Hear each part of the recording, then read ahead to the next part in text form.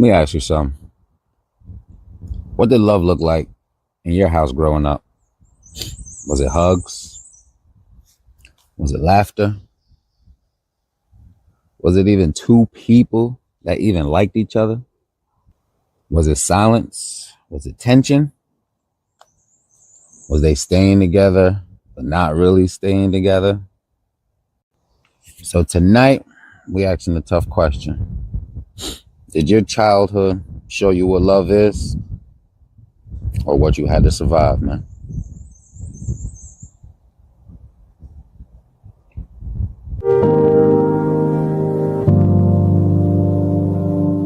Land your plane, land your plane, land your plane, land your plane.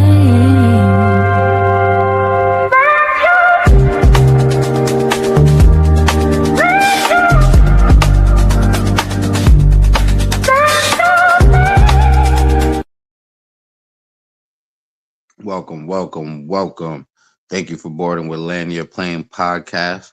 I am your pilot instructor, Delanucci, alongside with my co-pilot. Hey man, it's your boy Money Bags Extraordinaire. I put the money in the bag so extraordinary. AKA, happy to be here, happy to be on this flight, and let's take flight. AKA Gemini. Yes, sir. Glad to have you, man. How you doing? How you feeling? Man, I woke up today, man. You already know how you. I'm good, man. Highly favored, always honored, man. You know that. Good day, great day. Put that AC in the window, you know that. It's getting hot out here. Yeah, I had to follow suit. I did have to follow suit. I'm like, nigga, he put his shit in the window. I'll put my shit. Nah, I doubted my shit though. No bugs getting in my shit, cuz. Respectfully. No bugs getting in my shit. No spiders. Nothing. Let's get to it, man. Fundamental blueprint or internal logic of connection that is formed long before we have the language to define it. In childhood, love is not a choice, but an environment. It establishes the natural state of being loved, regardless of reciprocation. If childhood love was consistent, then reality of love is safety. If it was marked by yelling or neglect, then you may normalize chaos, making dysfunction feel like the only real version of love. For those with broken childhood blueprints, love is a force that heals old wounds by providing safety rather than familiarity. Mature love is two people transforming you and I into us. What's your thoughts on what I just read, my guy? Say, man. That's two different things, man. Explain why. Because one you're getting taught, and everybody's childhood is fucking different. Cause you may be close cousins, but inside that motherfucking, I'm sorry, inside different households, cousins and brothers. Well, not too much.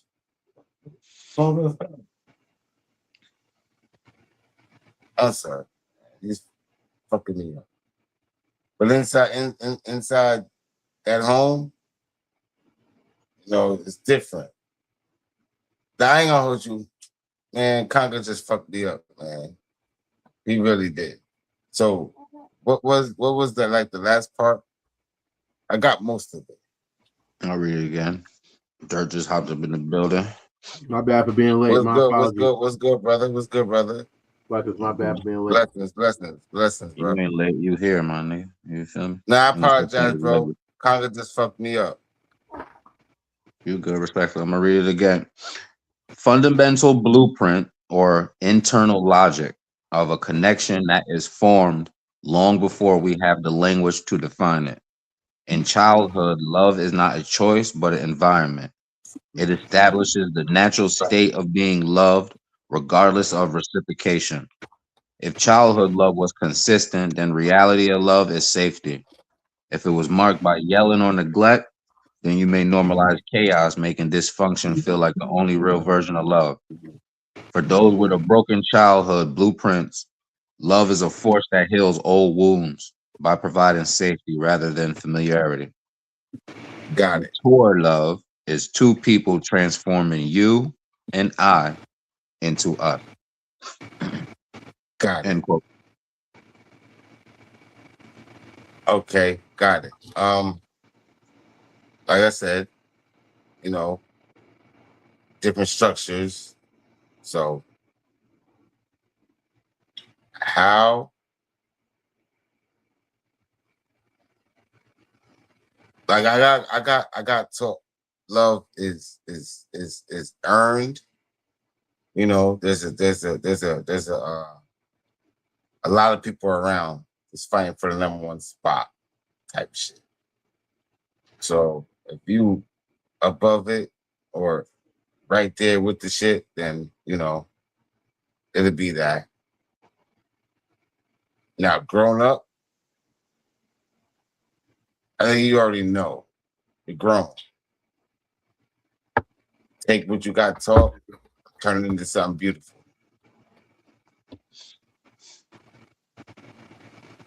But I mean, like it's different households, man. Different households. Respectfully. And y'all land with that though. Sure. What's your thoughts on what I just read from the quote? I hate to be this guy. Could you read it again? All right, cool. You hear me? Loud and Yeah. clear. Fundamental blueprint or internal logic of connection that is formed long before we have the language to define it.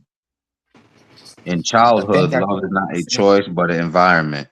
It establishes the natural state of being loved regardless of reciprocation. If childhood love was consistent, then reality of love is safety. If it was marked by yelling or neglect, then you normalize chaos, making dysfunction feel like the only real version of love. For those with broken childhood blueprints, love is a force that heals old wounds by providing safety rather than familiarity. Mature love is two people transforming you and I into the us. End quote. Yeah, I love that. That's just a whole different. All right, so let me say this. I can only talk for me personally. So, and this is something I learned through my recovery process. My mother, right?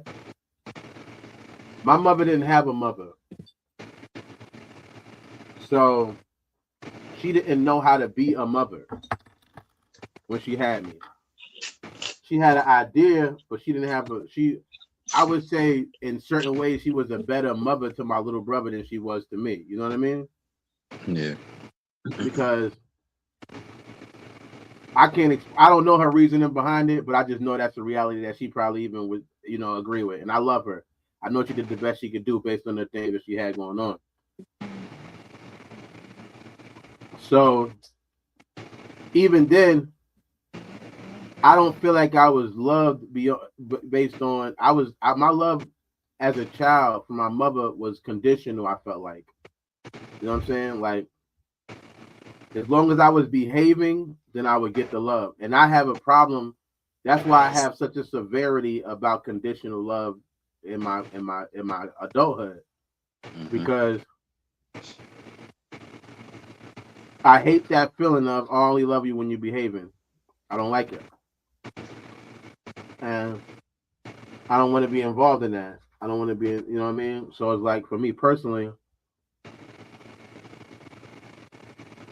I do think that adult love is something that you learn through your loves. If you didn't learn as a child, I think through your loves and the mistakes and things you go through, you'll learn that this is what I want and this is what I don't want. You know what I mean? I do think it's about it. Obviously when you get married, that's two people becoming one or whatever, and that's a higher level or whatever. So I do agree to that. And I'll land with that. I agree what both of you brothers said. However, love from what you from I gather from what y'all said, I would say love is in childhood you don't know how to give it, so you receive it. And like you said, when you grow up, that's how you received it is how you give it out, how you dish it out, low key. So whether it's problematic or it's healthy, this is what was what you received.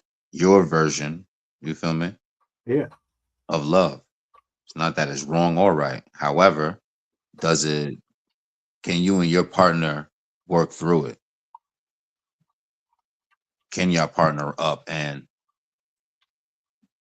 do that form of the love that was received or create a new type of love? You feel me? Type shit. Yeah.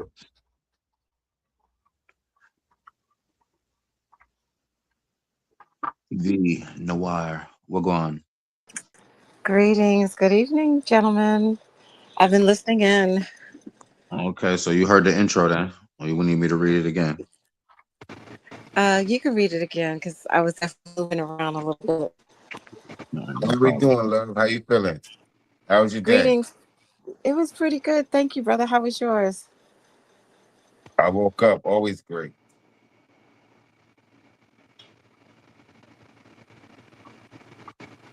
Fundamental blueprint or internal logic of a connection that is formed long before we have the language to define it.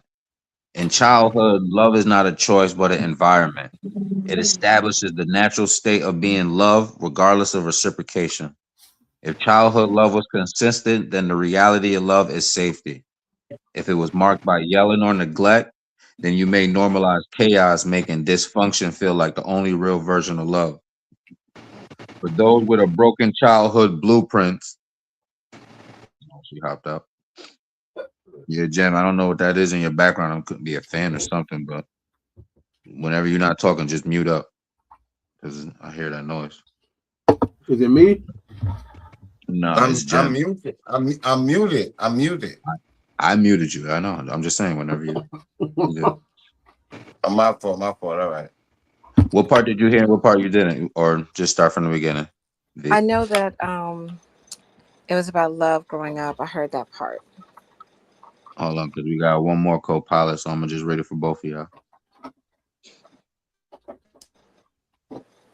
CEO, what's good? What's hoodie hood?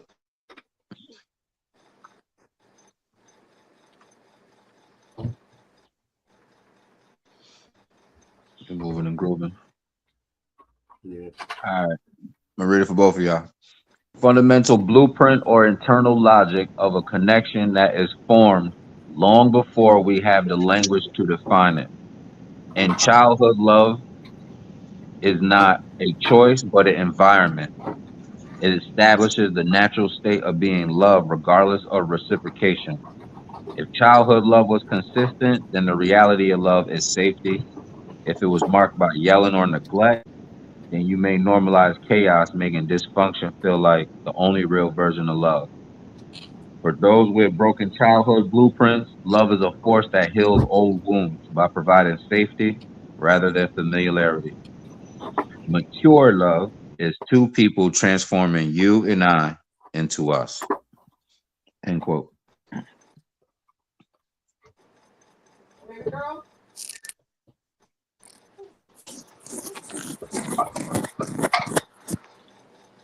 Wow.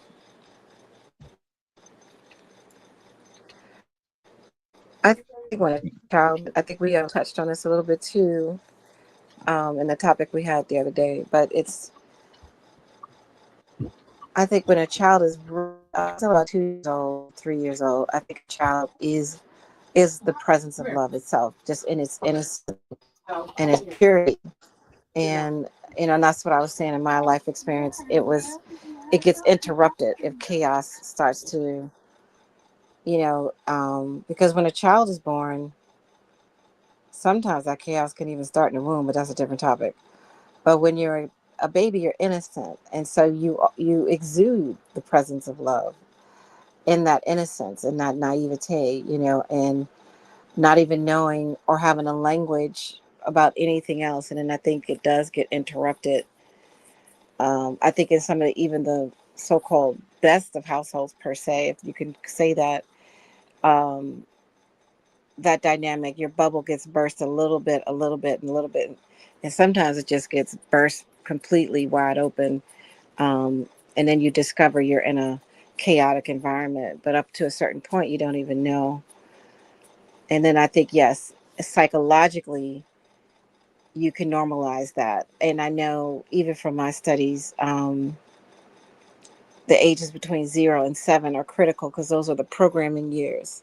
A child's, all of us, our developmental years, the most important years are between 0 and 7. And that's why kids ask a lot of questions, because they're being programmed, for the rest of their lives. And if they do get introduced to chaotic environments, I would think by the time you get into adulthood, you're going to have to prayerfully, you'll do some self development work or therapy or something to undo that. If it did too much damage, hopefully you can navigate, out of that and really understand what love really is. And I land my plane on that.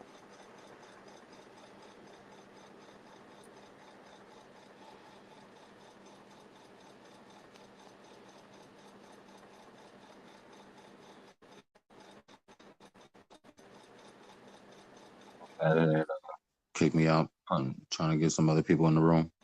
Um, V and Sig, y'all answer. Your thoughts? What's that? V just answered. I didn't just as of yet. Yeah, jump up. I feel like repeat the question for me again. I just want to make sure I understood it correctly. All right. Fundamental blueprint or internal logic? Oh, no, it's just the opening statement. You heard opening quote. Fundamental blueprint or internal logic of connection that is formed long before we have the language to define it. In childhood, love is not a choice but an environment. It establishes the natural state of being loved regardless of reciprocation. If childhood love was consistent, then reality of love is safety. If it was marked by yelling or neglect, then you may normalize chaos, making dysfunction feel like the only real version of love. For those with broken childhood blueprints, love is a force that heals old wounds by providing safety rather than familiarity. Matured love is two people transforming you and I into the us. End quote.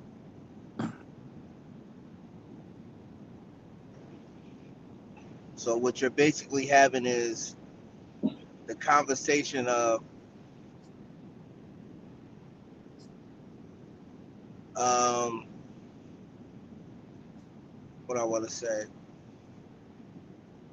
nurture and nature. When a child is born, a child has a clean palate.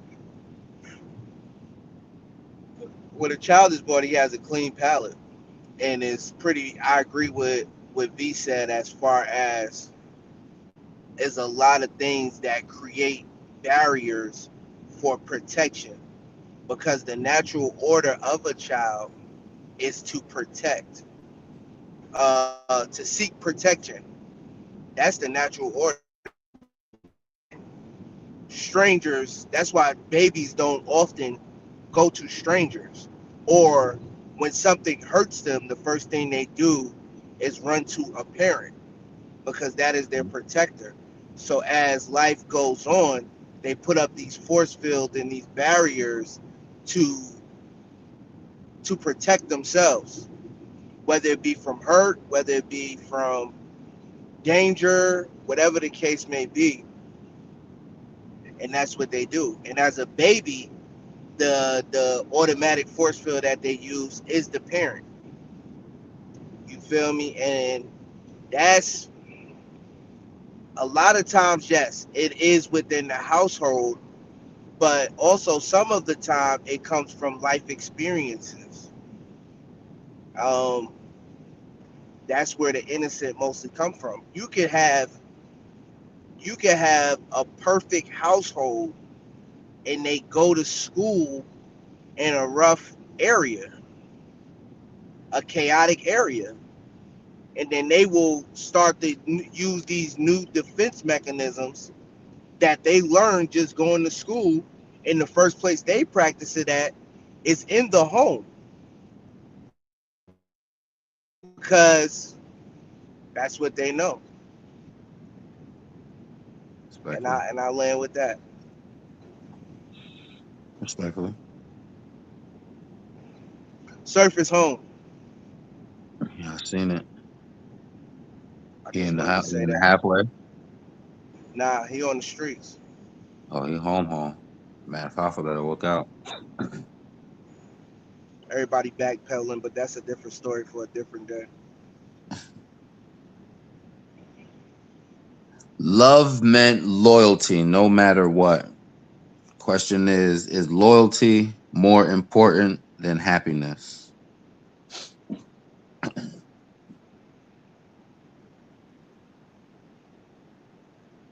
It's on the floor.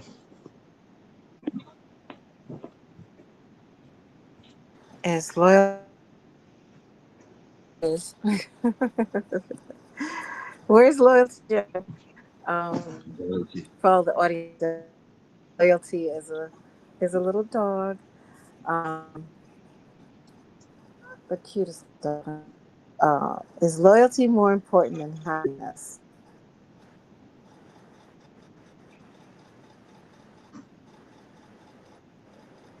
Wow, what a question. You have to You want to choose. circle? You can't have You want both. to sit? You breaking up? You breaking up? You want to sit? Circle on it. I'm breaking up. You Yes, clear right ma'am. now, but it goes in and out. Oh wow. Okay, hold on one second. You. Oh yeah, I'm about to I'm break up. It going with might be loyalty, man. going. I'm going with straight loyalty, cuz. That's one for loyalty. Is I don't think it's a either or type of situation. Damn, a Cessna crashed. A Cessna crashed in the grass over here, right by my house. God damn. But Yeah, all right. yeah, it wasn't me. Nah, so I'll make sure they're all right. Make sure Well, they're that's all what right. happened when you jump into a plane when you get your joint on the internet, AI. But yeah, like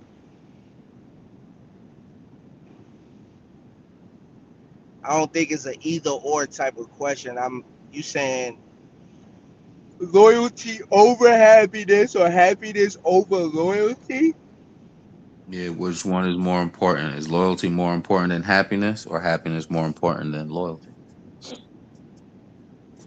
Determination over trust, nigga. What's that? That nah, it's always gonna. If you would have asked me that 10 years ago, I probably would have said loyalty over happiness. But now in the age that I am now, my 40-year-old age, my happiness is always going to be what because happiness to me is peace. When I'm at peace, I'm happy. If being loyal to a fault disrupt my peace, then it disrupts my happiness. Therefore, it disrupts my life. Therefore, I cannot deal with it. You understand what I'm saying? At the Yeah. end of the day, Okay, we got one for happiness, one for loyalty. yeah. Go ahead, jump. I'll finish.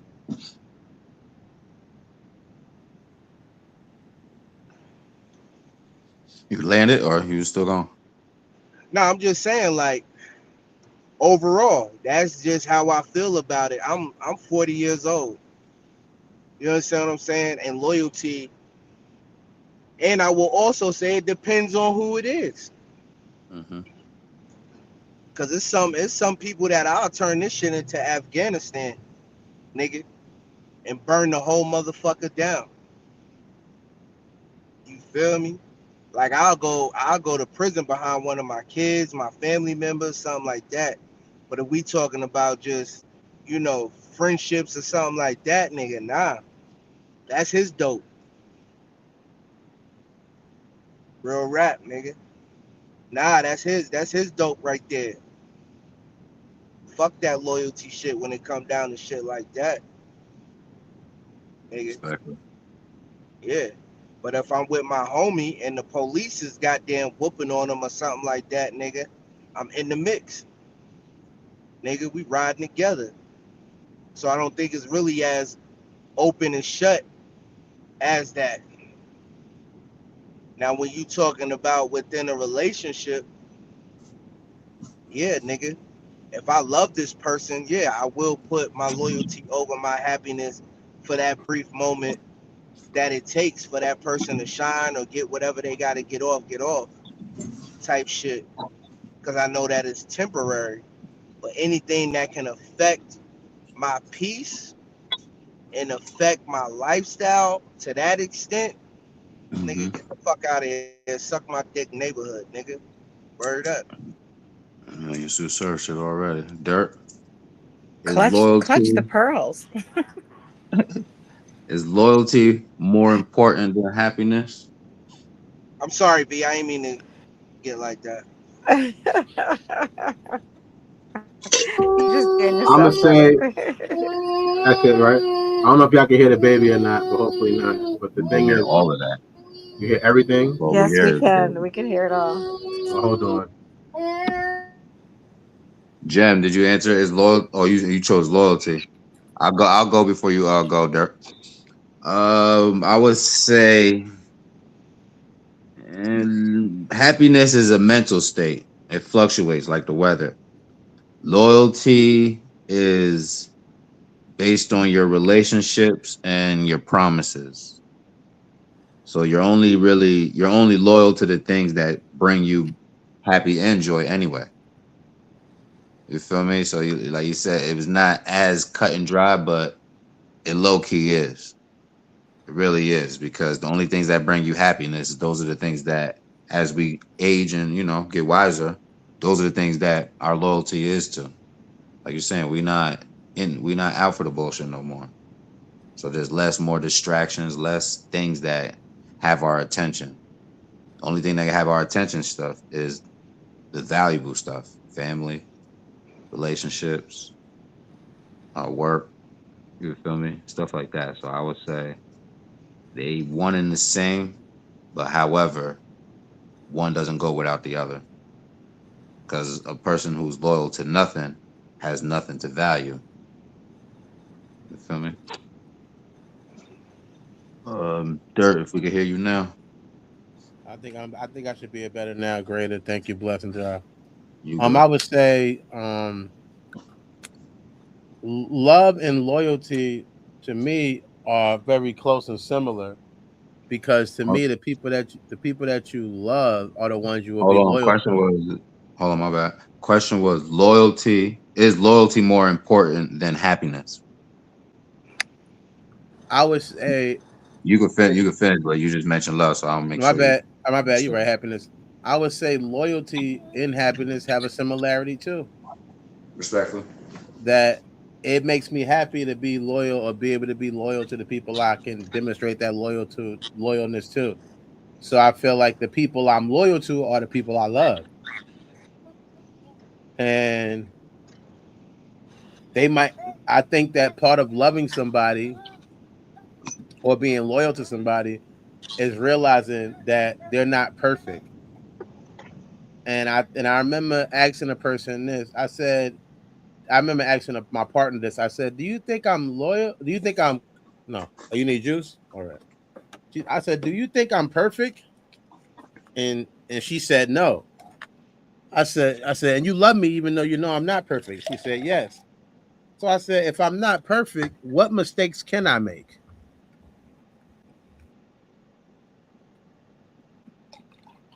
And I think that's what I think a reality of love is, the idea that I love a person who I know is imperfect. So that there's going to be a chance that they could make a mistake. That's just the reality. And I'm not, and the mistake they make, hopefully I kind of already have an idea of it. And it's going to be one that I can be loyal through. It's not going to be one that's going to make me want to retract my loyalty to them. I might not want to ride in a car with you because of the mistake you're making, but that don't mean that whenever the end of that result is, that I might not be there for you then, because I'm loyal to you. Hmm. Good, So good. I think that's what I would, and that loyalty then would make me happy. You know what I mean? Because I was able to maybe, and that's another thing too. Is my loyalty to you what your loyalty to what you think my loyalty to you should be, or is it just the reality of me being loyal? Because that means that your loyalty, maybe you'll say to me, if I call you and I want to go fight this dude and I want to go kill this dude, and you tell me, nah, you don't want to risk losing your family over that, you're not loyalty to me. You're not loyal to me. But if I don't go with you to go kill dude and you go do that and you catch a case and now you locked up and I'm the one that's putting money on your books and I'm the one that's visiting you, was I not loyal to you? So wonder if niggas got you locked up in the studio. They take your ring, make you sign a contract, and your girl don't want you to snitch. What you gonna do? You gonna be loyal to your girl, loyal to your family, To or loyal to me, the state? I I know that if I had a person in the contract, they wouldn't have to approach me like that because I would let them out the contract. We saying that it happened. It's happening. Ain't no none of that. Try to get wiggle your way out of this. I'm not trying to wiggle my way out of it. I'm saying that our actions create reactions. Now, the reaction is the most valuable part of any situation because I do believe that life is 1% what happens, or 10% what happens, or no, 1% what happens, and 99% how you react to it. So the reality of life is that's the most important thing. If a person reacts the wrong way, yes, they are wrong for that, but also what happened to them in the first place. When somebody's putting a contract where you're saying to them, I'm going to control your music in a situation, and then also, why do they want to get away from me? Those are all things. They just want to get away just to go make money, or do they feel like I disrespected their dead family member? That's one thing people are not talking about. When you feel like somebody disrespected your dead family member, how would you be able to work with that person in the right way? How Exactly. would you be able to act in a proper way? You could almost expect to get robbed or something bad happen to you. Or let them go. You know what? I didn't treat your family member who passed away the way I should. My apologies. Bless. Let me move on. You move on and I move on. Not no. Wife, your wife's decision or your decision? I never let a woman decide anything for me. I don't like that. I don't think. I think I don't have enough respect for them as people. I'm misogynistic. I don't believe that. I understand that some men Excuse let me? no, you're good. I'm just keeping. I know some men do let women make decisions for them. I don't let it. If I followed a woman's decision, no, I would never. It would be a decision I made myself. It wouldn't be. It might seem like I'm following her decision, but it's my own decision. I came to myself, and it wouldn't even be because she recommended it. Because usually that would mean the opposite of it. Her recommending it would make it be in the opposite. It'd be in the no, I can't do that, pal. Off the bat.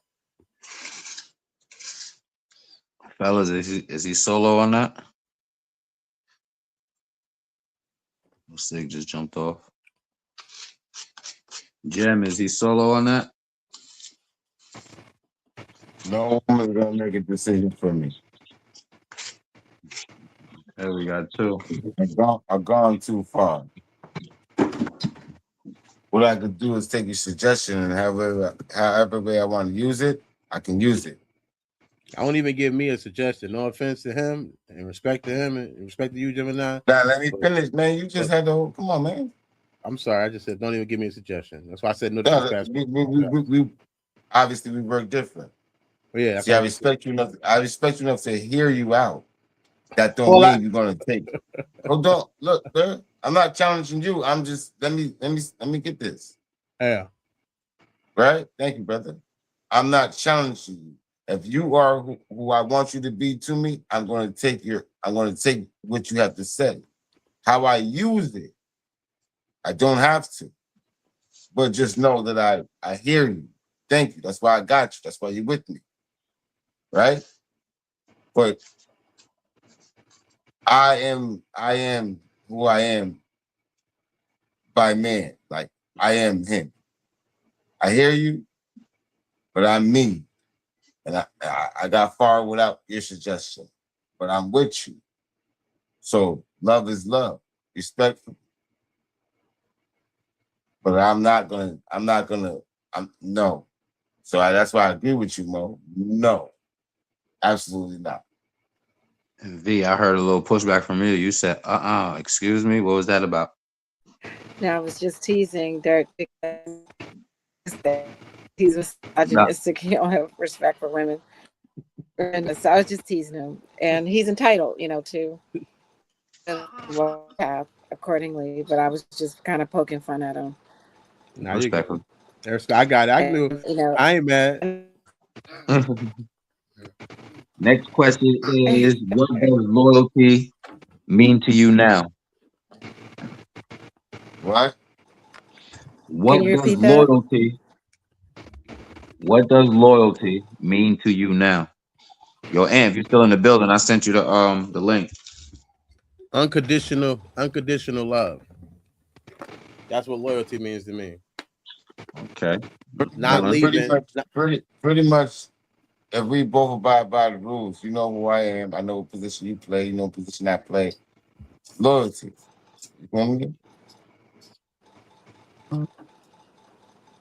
Being there for me no matter what, whether you're angry, happy, sad, whatever.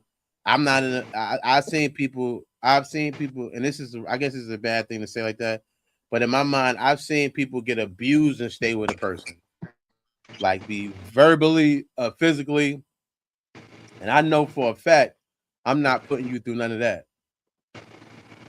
So if you can stay, with me through whatever faults I do have, and Right. I can count on you through my faults. And you know what I mean, and allow me to even maybe grow past those faults. There's things that I've done before I would never do again. I've challenged Mega to a fight. I challenged CEO to a fight. I'm not fighting these guys today. Those are my cousins. I would never do that again. No matter what they piss me off, I'm not. That's not even an option. We're not fighting. Nah, we're good.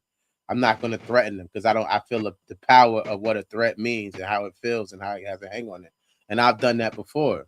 So to me, and that's whether it's a friendship or relationship. So to me, I would say if you can take the force that I still possess, that I maybe hopefully can grow out of, without allowing those to have you leave me in a way that I can't count on you when needed be, and things are not being moved forward because of that, is like, then that's what loyalty means to me, an ability to move forward through all of the pain and not allowing the headaches or the things that go on to stop you from moving forward, us to move forward and what we trying to accomplish. Totally agree with you, brother. Totally agree with you. V, what Couldn't does say no loyalty better than mean to you? myself. Loyalty to me, one, first, of course, being loyal to oneself is integrity. Because even it's really, for me, is being loyal to my desire to be aligned. And what I mean by that is my ultimate goal is to be aligned. And so that I can always be in connection with divine energy and source energy.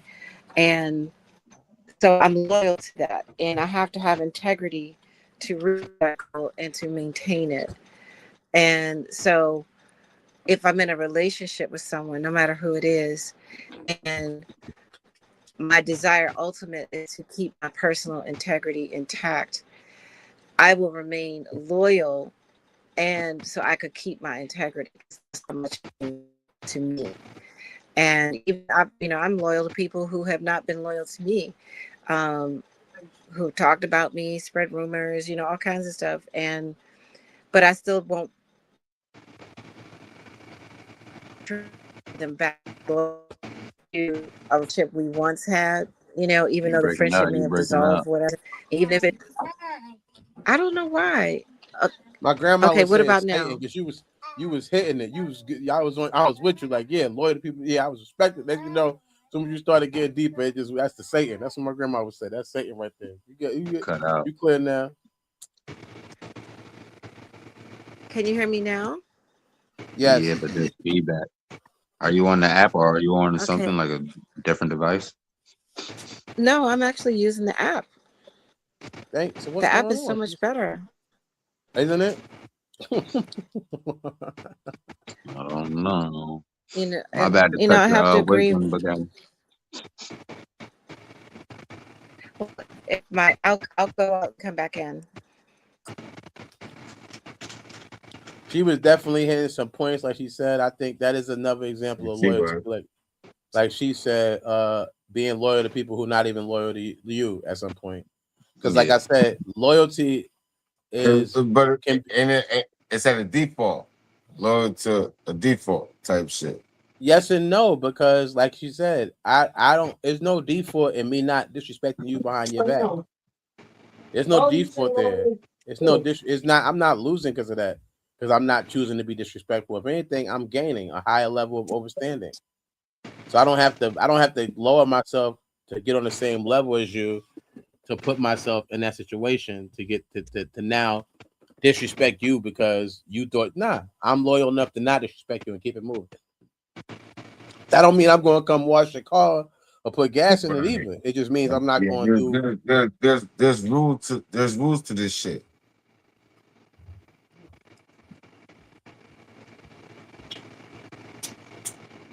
I Is don't know. she talking? She Now, coming yeah, in? I, She I was trying to talking? let her know she can go. I know she's in the building now. Yeah. So I was just trying to kill a dead air. You can yeah, go, in the Venus. I was just background. filling up the dead air. That's it. Testing. Can you all hear me now? We definitely Right, can. yeah, Yes, we you can. good. You Loud good? and clear. We could hear you before. You was loud and clear. It's just like most of you was getting to a good point and then it just cut off.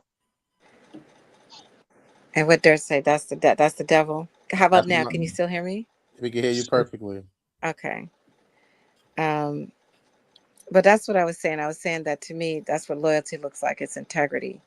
And it's not just about being loyal to another person within the confines or the parameters of a relationship. It's really your loyalty to your higher power. Um, and that's what I base my loyalty on because that's what's the most important. Not for the sake of like religion, but like when you're aligned, you don't want anybody to f with that. So it's like I want to be loyal to that because that gives me a sense of ability to do things beyond um, the everyday uh, grinding per se. That gives me the power to love. That gives me the power to be loyal. That gives me the power to have integrity. It gives me the power to do a lot of things that are just outside of the everyday hustle and grind. And so loyalty goes first to God. I guess I can say that, or your higher power, and in that relationship to maintain that higher power, I will maintain the integrity within the relationship for the sake of loyalty, and I land with that. Thankfully. Loyalty, what does loyalty mean to me now? Loyalty to me is stability. It is purpose. I would say there's stages of it that I've went through in order to understand my loyalty to myself and others. So I've had unconditional, I've had intellectual, I've had practical, and through those steps, now I'm looking for advocacy. You feel me? So in all of that, Yeah, I like that one. I you feel like me? that one. So in all of it and what I'm learning and what it is now, you have to be you have to have critical scrutiny for others in order to maintain, you feel me, that your integrity as in the whole plan I was explained. And you feel me? And it's a tire and it's a connection. You feel me? At the beginning and the end of the day, I would say. Sig, did you hear the question? What was that, brother? I was talking to He, Sig. he was asking did he hear the question? Nah, I didn't. I didn't hear it. I got you. What does loyalty mean to you now? Loyalty means to me that I will not accept abuse just because we have a relationship or a rapport. That's what it means to me. If you are loyal to me, then I will be loyal to you. If you are somebody who emotionally, physically, or mentally abuses me on a daily basis, you are somebody that I'm not going to be loyal to. Loyalty to me means me being the most important person in the room. That's what loyalty means to me.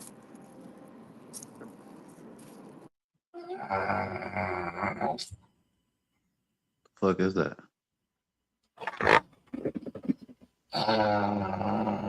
Is somebody Me, snoring? it's my bad. That Sound is like somebody motorboating some titties. motorboat. That sounds like a bear, grizzly bear. They third dream. Um, respectfully, smooth landing, smooth landing. Love meant sacrifice. Is sacrificing yourself healthy in relationships?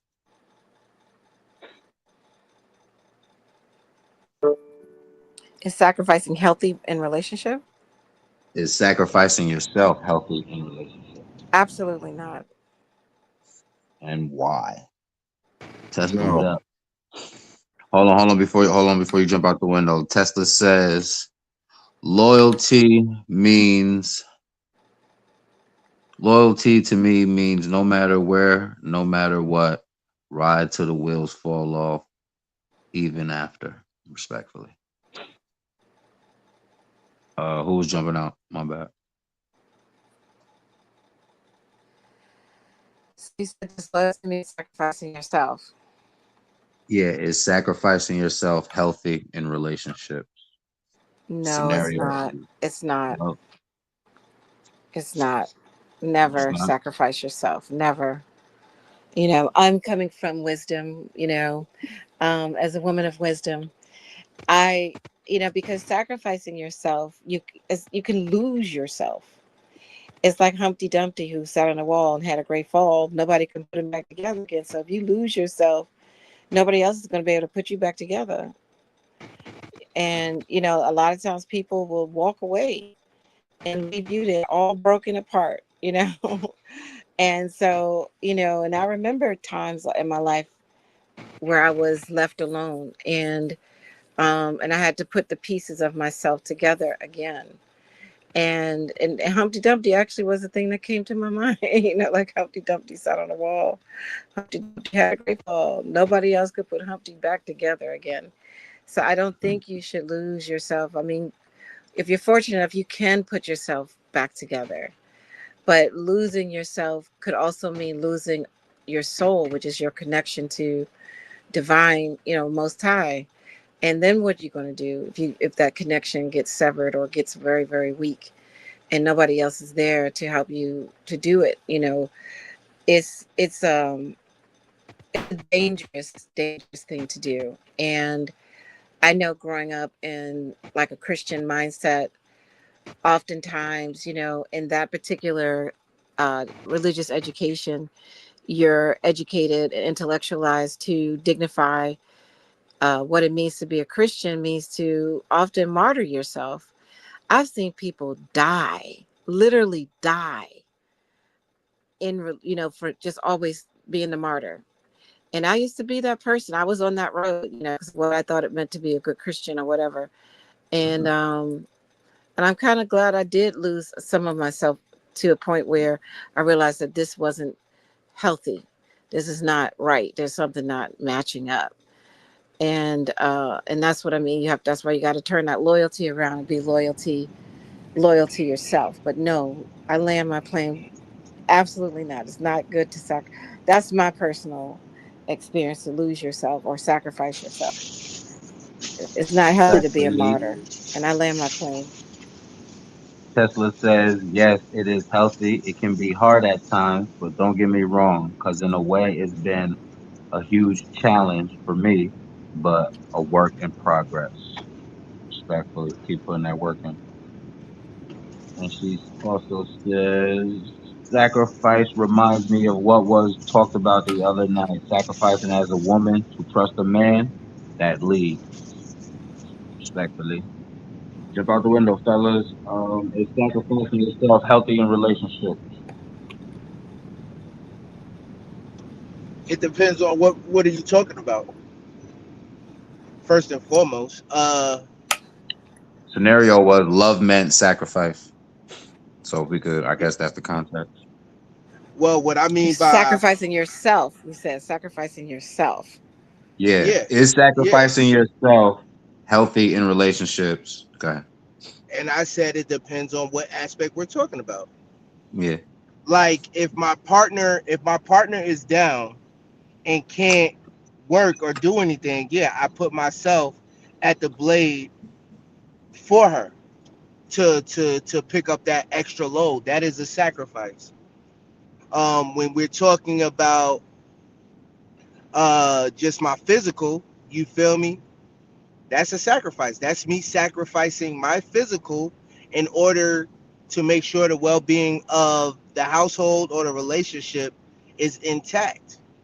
When we're talking about moral compasses and we start talking about character, like, you feel me, going against my character or my moral compass or things that's important to me to sacrifice, as far as the thing that I embody, that's a different situation. And that's what That's I the was unhealthy highlighting part. about. That's the thing I Yeah, was highlighting about. yeah, That's the that I unhealthy know. part. Yeah, that's unhealthy, and the only way to truly live is to never die. And when I made that quote up, what I was saying is Clip it. if every time something is okay, you need to change this, you need to change this, you need to change this. Every time you change something about you, that part of you dies. You feel me? And then you'll never be you again. So the only Hmm. way to truly live is to never die. When we're talking about characteristics, we're talking about morals, we're talking about things that you embody, is different. But if we're talking about other levels of sacrifice, like, I feel like that's healthy. I believe both parties should be practicing certain sacrifices, but don't never lose yourself within the sacrifice. Respectful. Ashe. I've been I Ashe. Yeah, that's what I like. I sacrifice on a daily basis. I was just talking to Dirt about that the other day. I haven't really did anything for myself in the materialistic realm. Nigga, I like buying shoes. I like buying polo. I like buying jewelry. I like buying clothes. I haven't did any of that as of yet because we're budgeting, but I have made sure that my kids and my wife, I do little things for them when I can. So that's me, in a way, sacrificing myself for the sanctity or the happiness of the household. Respectful. Grown man ish. Dirt. Is sacrificing yourself healthy in relationships? For a woman, yeah, not for a man, Talk your shit. Why you say that? Why? because sacrifice is part of a submission. If I'm being submissive, that would make sense that I would be making sacrifices to be submissive. So nah, that's just a feminine thing. If you're Yo, sacrificing yourself, then yo. you're demonstrating feminine behavior. If you're a man, that's not your place. Yeah, you right, bitch ass nigga. That's what's up. Oh, my bad. I forgot you said you sacrifice yourself. Nah, I feel you.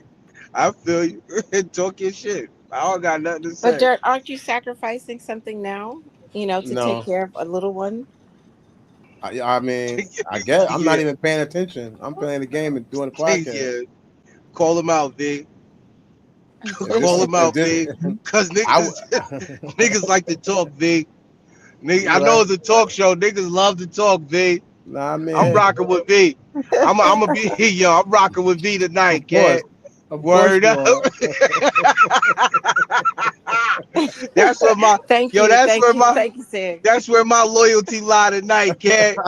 You jumped on here, immediately tried to call me out, I call me swear to all type of God. females. I swear Now to you God, I'm good, not thinking. you good. Now you just a liar. That's all you was. That And she makes sense. spotted it, and she called you out Listen, yeah. immediately on that. Yeah, I'm Nigga. sacrificing. I think that's obviously the worst. What you sacrifice is doing something. I think that is what you feel is sacrificial. So I think that it could be different. If you don't like basketball and you're going to the game, you could say that's a sacrifice. It is. Yeah, It is but a. if I It's a do, level of sacrifice. but if I don't have a problem with basketball and I'm willing to go to the game, to some extent, that's not sacrifice. It's when you're doing something that you have a problem with. Oh That's my why I bad. would be sacrificed. So to say that, oh, you're doing this, ain't that's not, I don't have a problem with it. I'm cool. I'm gonna just Nah, act like I don't know you because me knowing you disrupts all of this conversation. So I'm gonna I act don't like give I a don't know fuck you, who you and I'm think gonna you let you know. get You your don't shit know on. me. Yeah, I know. All right, I'm gonna let you rock. You feel me? I'm gonna let you drag your nuts, all of that, and Thank I'm you. gonna just sit back and I'm gonna go. You know what? I really don't know him. That's what I'm gonna do. You knew me. You don't know me. You have knew me. Okay, all right. Every day is a new me. Every day is a You new right. me. So you You right, knew because me. I do talk. I talk to you every day, Yeah. and this is brand spanking new to me. This is brand spanking new to me. So I'm gonna let you live in your light, kid. I don't gotta look. I don't say nothing. I don't know nobody. respectfully, I agree with Sig. There is part of yourself. I think the word sacrifice, we get hanged up on it, and it's like one of those words that people get scared of. It's like the submission word or some shit like that. But you are sacrificing, and it is like compromising in a way. So there is things in the relationships that you are going to have to give up. If Things you're a that woman, things yes, I that will believe no that. longer support and be good for your relationship that y'all trying to create. You feel If me? you're a woman, that makes sense. But Yes, the I question agree. was sacrifice yourself. When I Yeah, think of self, I think of my spiritual eternal life force. yeah, You know, like, compromising to a point where you lose who you are. That's unhealthy. yeah. That's definitely Of course unhealthy. it is, because you're not who you supposed to be. Or, well, a relationship will make you a new person anyway, just like a child would. A child is gonna make you a mom. So a Yes. man with a man is gonna make you a wife. So you're going to be different people through these stages. You dig? Yes. Yeah, yeah. But you Yes. also have to make sure that you never die. The essence of you Yeah. doesn't die. That's what the Respectfully, Yes. the I Exactly. dig. primary part. Exactly. We all agree on that. Yeah, Yes. But that's the Mo, part Dirt where don't agree yeah. on that. Well, he does agree with it. He's just in, his drag his dick mode. His brain started back working. He like, oh, niggas had me fucked up. You know what I mean? Yo, let me get back to my misogynistic ways. I feel it. You know what I mean? I ain't mad at you. You know what I mean? Defend that shit. Yeah. Misogyny is alive. As long as my nigga, misogyny is alive, cat. Word up. Miss me with that misandra shit. Second question is, what sacrifices felt meaningful growing up? Was Cut, this cut. stuff meaningful? I would say cut in school. So straight A's, right? Sacrificing straight A's. Yeah, That's a sacrifice in itself if you get caught, because that's that yeah, ass, Mr. Postman. We come from I, ass whoopings. yeah. So cut in school was a sacrifice that felt really important to me when I was a kid. If a girl loved me, she better sacrifice and cut school so we could go cut, so we can go hunt with no clothes on because I ain't really even know what to do.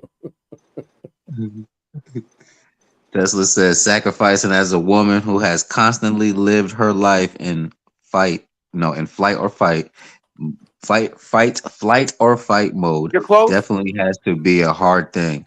Because I thought the Novus was one back here. I struggle with, and because The that's one Novus. thing I struggle with in my No, own is that relationship. north? Is that the North Bar? Respectfully, Is that the old North Bar? Shout out to the Novas. what's at the Novus? The place he's trying to go to is at the Old North Bar. It's at a bar. They got lamb. That's what I just was eating. Oh, copy. The Ladam Shadops.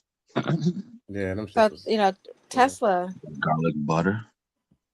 is she saying she's living her life constantly in fight? She says sacrificing as a woman who has constantly lived her life in flight or fight mode definitely has to be a hard thing because it's one of the things that she struggles in her own relationship. Legend in the background. Respectfully.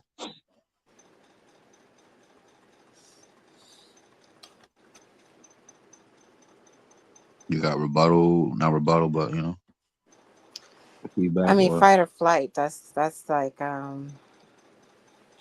that's living in, it's a very, that's a hard place to be in incessantly, nonstop. You know, they're saying that's one of the causes of why we can create so much illness in our bodies. Because fight or flight, you're not supposed to live in fight or flight nonstop. I know that's stress. That's like a high stress because fight or flight means you're in danger. respectfully. Well, thanks for watching the show, Tesla. She always locked in, tapped in, always. So pretty sure she always got some good input. Hopefully she You can put take it. You some put it a heat. good way, Venus, when you said that somebody being in danger. The problem is people think they're in danger when they're not in danger. Like, what are you in? Like, what does danger mean? Like, I've actually been in danger, so I know when I'm in danger and not in danger. I've actually been in real danger. That's the problem. People ain't really been in danger, so they don't know how to use um flight and look fucking Fight or flight flight. fight or flight mode in the right way because they don't even know what that means because they haven't never been in danger. What's the dangerous situation you've been in? This is true. I'm not even talking to her personally. I'm talking just in general. Like somebody, if you talk to somebody, like, what you've been in danger, you ask them what danger you been in. They might not be able to tell you. Like I had somebody kick my door in and put a gun to my head. I've been in danger. Because when you really in danger, it might not be no chance to fight or flight. So that's just a joke. It's just people just be willing to give up. That's what it comes down to. That is the easiest thing for people. They rather give up than succeed, and then complain about not succeeding. That's the point. I'll give up before I'll quit this job once I got it, and then wonder why I never became the manager. Because you quit. Or I can't get a job. I don't have a job. I don't have no way to get to work because I don't have no money to get there. Why? Because the job you had, you quit before you got checked and got yourself financially able to go to a job. You quit. So that's what it really is. People that just quit. Quitters. Quitters. Yeah, it's easy to quit. It's really easy to do that. That's the easiest thing. I'm like working in recovery. You don't know how many people I've seen quit for some of the craziest reasons. It's like, yo, my gerbil died. I'm quitting. What? When did you get a gerbil? You were just living in the street. Well, the gerbil was at my mother's house the whole time, and you didn't care. Now you care so much about this damn gerbil? Shut the fuck up. They became an animal activist, probably. Yeah, that fast. I bet so. Bet they fucking did. Well, that's what it says. Nothing to fear but fear itself. Yeah, and fear is false expectations appearing real.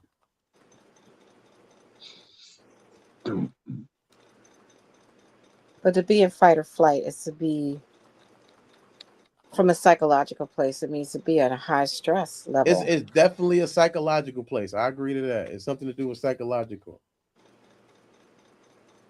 Because I'm telling you, the reason people be in it, I've seen people who be in it and they don't even have like come on, man. Like, are you fucking serious? I moved to North Carolina with my mother and she kicked me out. I should have been in fight or flight mode. I started selling crack. Why didn't I go into fight mode? You actually did. That is fight or flight mode. That's what that is. Yes. I didn't take. I wish I would have took a flight. Maybe I wouldn't have got locked up. Fight or fight mode is doing whatever you gotta do for survival. Yeah, Yeah. survival. I was at my second baby mother's house.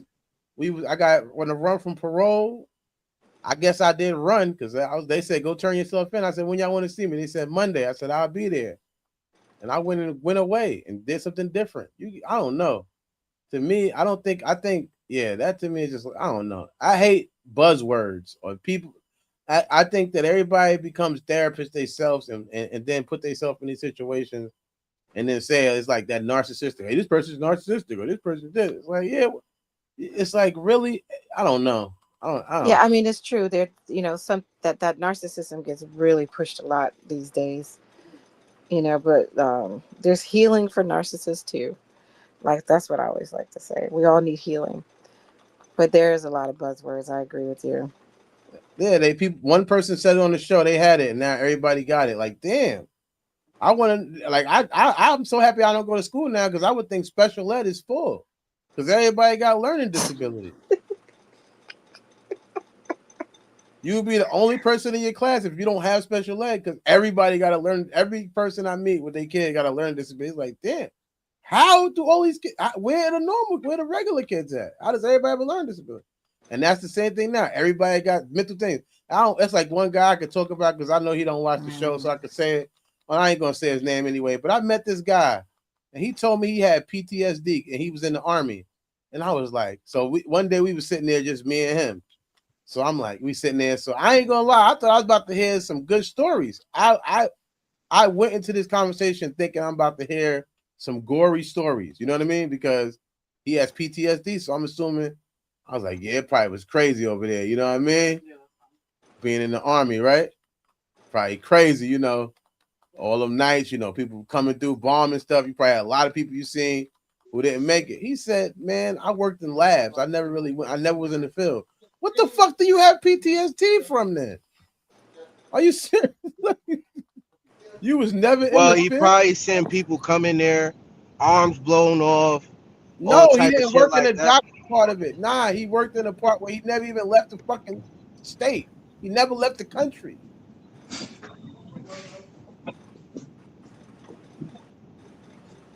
Maybe he was mistreated. Yeah. Bet he Have to give was. poor I brother. got I got PTSD. So do I. Word up. Well, I think if you black in America, you got PTSD. Period. But that You makes know. sense though. I bet if I asked you how you was raised, you could tell me some shit that'd make me go, yeah, that makes sense. That lady got PTSD. Yeah, just like if people get too close to me, I jump, I get nervous. That's because ever since I can remember, random people, not random, but a person used to just come up to me and just wrestle with me for no reason to the point that I cried and was hurt. So now when somebody gets too close to me, it puts me on alert. And my heart starts beating real fast, like a racing type of situation. Like I'm messed up forever. I can't, and that's probably the reason why I am totally against PTSD. I mean, PDA is because of my PTSD. It's probably because of that. Because every time somebody tries to, hug me or something like that, I feel like I should defend myself. Because when I couldn't defend myself, this person used to just slam me on my neck and on my back and on my arms. So yeah, Can I PTSD ask? is Can I real. ask a personal question to the Yes, ma'am. panel? Who here, as men, did you receive nurturing? Like real nurturing, like from a woman just holding you and letting you know how special you are. Did you ever have anything like that growing up? No. Yeah, I did. I was nurtured. I think a little bit too much because I was adopted. So I felt my parents they did a little bit too nurturing due to the fact that they adopted me, so they wanted to just give me the world. You feel me? That's beautiful. And so it was I wouldn't say it was too much, but it was enough. it was what every child should get. You dig? So I That's got the best of beautiful. both worlds. I had 2 dads and 2 moms. Some people don't even have a mom or a dad. So I was, I'm blessed. I had a good life.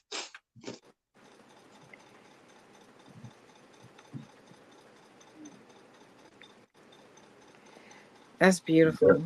No, I didn't Dirk, you have said that. no, serious. No, my mother, What's up, because phone? my mother was. No, I was saying no to y'all. I was saying no because my dad wasn't a part of my life as much as my mother felt like he should be.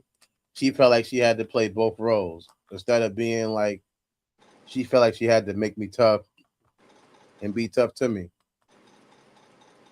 Yeah, I think we talked about that on a Yeah, previous and, show. and that's why when you said Yeah, that before, it led to that. So no, she didn't do that at at any yeah. level really. She That's didn't do deep. that. I It's remember deep. one time my leg was in '96, the blizzard of '96. That year I went to school, my leg got broke. And when my leg got broke, I went in the snow. We went outside in the snow. I had a full leg cast on, and I ended up slipping in the snow. You know what I mean? And when I slipped in the snow, I fell because I was on crutches, and it was a snow thing.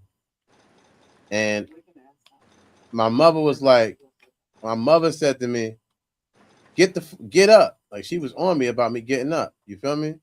Somebody else just was walking by. It was a man too. That's what made it crazy. It was a man, and he was like, "Yo, don't." He helped me up. My mother wouldn't even help me up after I fell.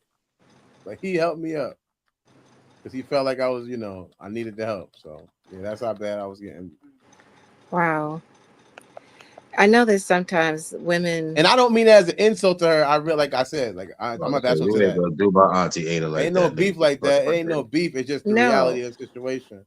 because I find that what women, having conversations with women, even my own perspective of things, I think sometimes when we have a boy in our care while he's growing up, we often feel that that's going to help him to become stronger.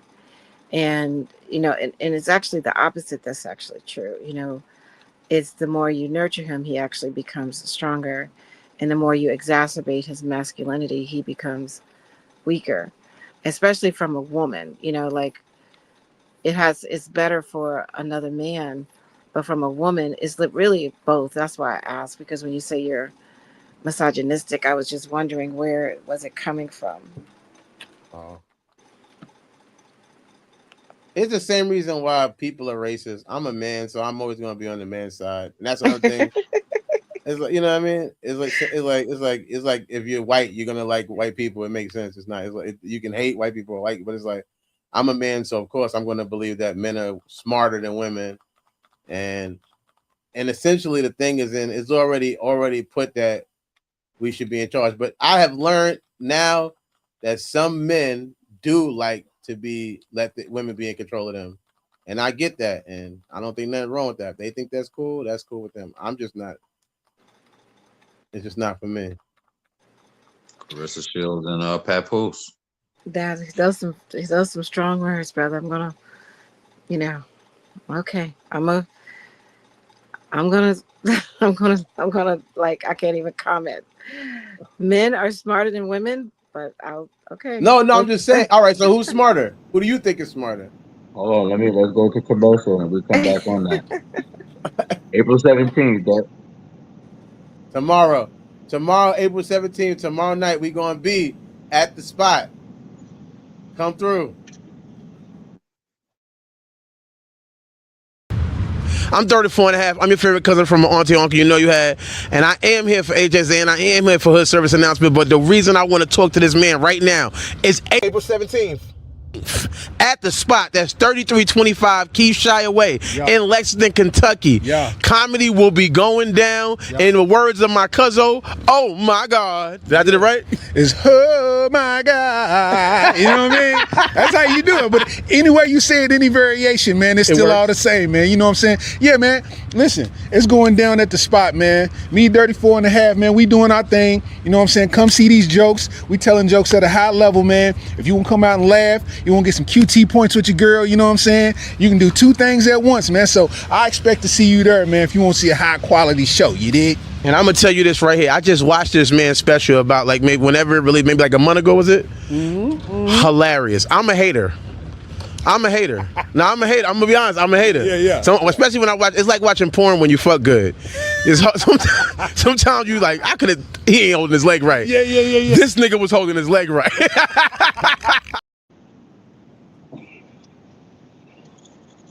Tomorrow, April 17th, tap in with my guy. We gonna be there at the Live. spot. 8 o'clock. Come through, man. Do it ready. What was that question before we went to commercial? Who's smarter, man or women? Well, that's this is a sidebar topic. Who is smarter, men or women? I think Yes, sidebar. Let's I go. think we complement each other. No, who's smarter? Why don't you? You try to see what you're doing. You don't want to answer. No, when it comes to be honest with you, I don't really judge. I love men for why God made men, and I love women for why God made women. Respectfully. And I feel that when the two are complementary, we become very, very powerful. And I think men have certain strengths and abilities that's unique to being a man. And I think women do too. I think women tend to be more intelligent. And so and they're meaning they're more intuitive and sensitive. And men are more instinctive. So they tend to be more intellectual. And so there is a difference between intellect and intelligence. And so it's really that thin line of discernment. But I think we're meant to complement each other. We really are. And so when you have a man that compliments you and vice versa, it's not so much like who, as a man who's smarter or as a woman who's smarter. It's basically it's a mutual thing, and I become smarter with the right man, or more intelligent with the right man. And then women, we're always saying that men think with that little head as opposed to the big head. So would that make women smarter? Yes, it would make women smart. That's what I would assume you would say. Can I speak? Yes. Can I speak? Who's smarter, a man or a woman? Again, you have to ask in what area.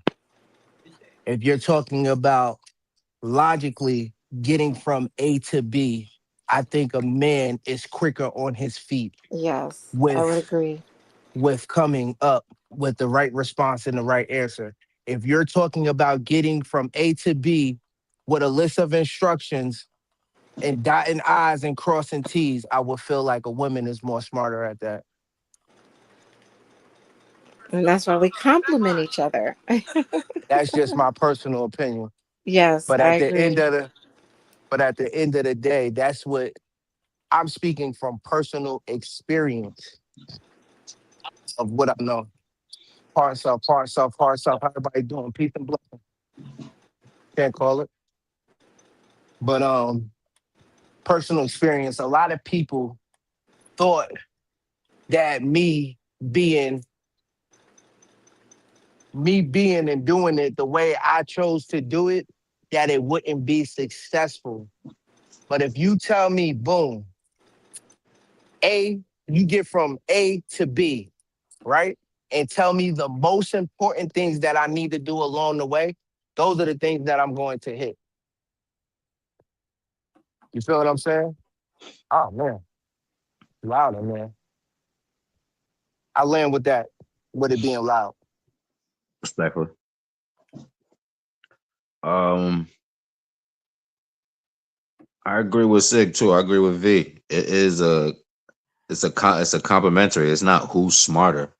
I think the woman is intellectual, and I think the man is instinct. When you take the man away from his instinct, he's it's naturally already instilled in him, which is his instinct to be. You feel me? The leader, the protector, the smart one, the whatever. However, without that, without the feminine perspective, which would enhance that, it advances it. You feel me? Vice versa. If it was the other way around, they say every man has a behind every good man is a good woman. So yeah, the man is the lead. I'm I not wouldn't into say. pegging. I mean, neither. You're not into cliches. They're cliches for a reason, bro. Cliches for a reason. Those are proverbs.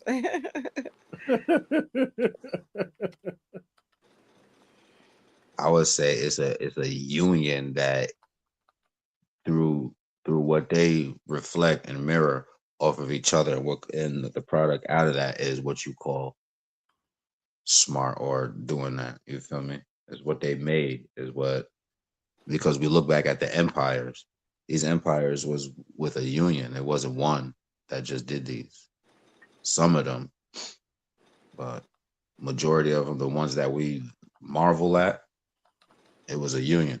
It wasn't just a man doing that, and it wasn't just a woman doing those. Yeah, we need each other. Even though society's messed it all up and taking things out of divine natural order, but we need each other. Dirt, take it home.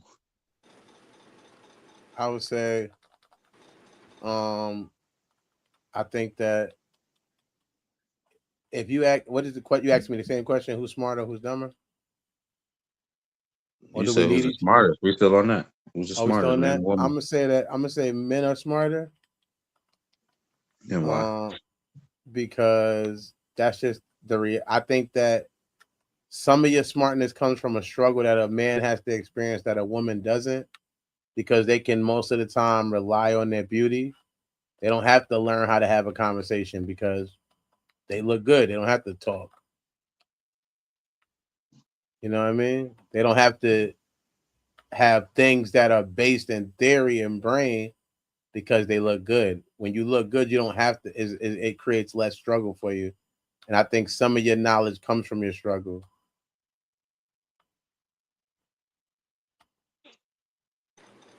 Pretty privilege wears off. So with or without the talking,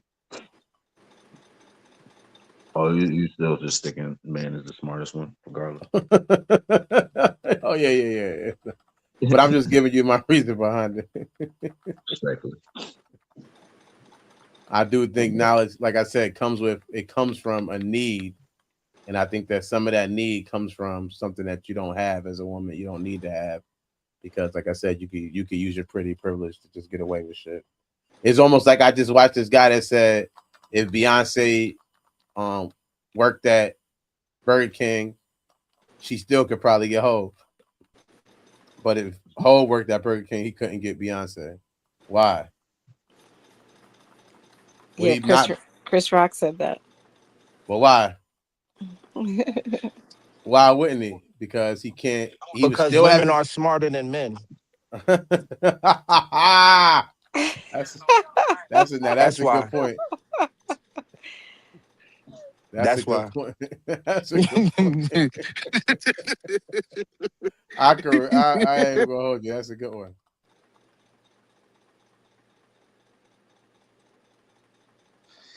Question. All right.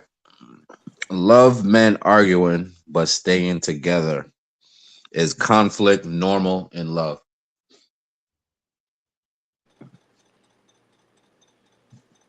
I think it's inevitable. Yeah, conflict is inevitable, especially where there's growth involved. Because if each party has their respective responsibility to themselves to and participate in anything that's going to help them grow and become a greater version of themselves. And sometimes your partner, your mate, may not be in alignment with that vision of yourself or the vision that you have for the both of you. And so that's where conflict can come in. And if it's a healthy conflict, like if you know how to, okay, we reached a rock in the road, how are we going to resolve it? We may have a quick fight, hash it out, put everything out on the table, sort it out, and then make peace. So I think conflict, there can be such thing, as I guess as much of a oxymoron, healthy conflict. But as long as it's a part of a growth process, 'cause there's no pain without, what is it? No pain, no gain. Mhm. So I think conflict is a necessary part. I won't say necessary, but it's inevitable. And Yeah, I land the plane with that. I agree with that. I got another saying that I also made up. No revolution, no evolution. Clip it.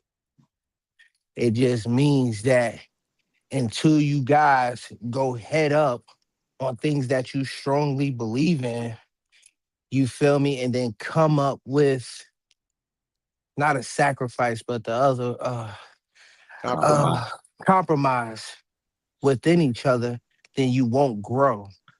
Now, if y'all conflicting on the same things all the time and nobody's having an elaborate adult conversation, then you will continue be conflictual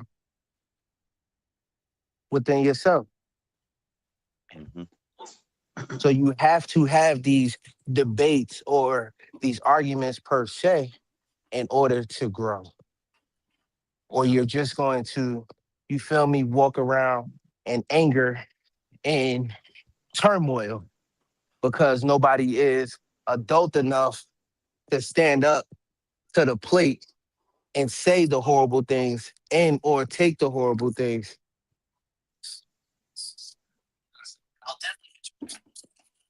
I live. Respectfully.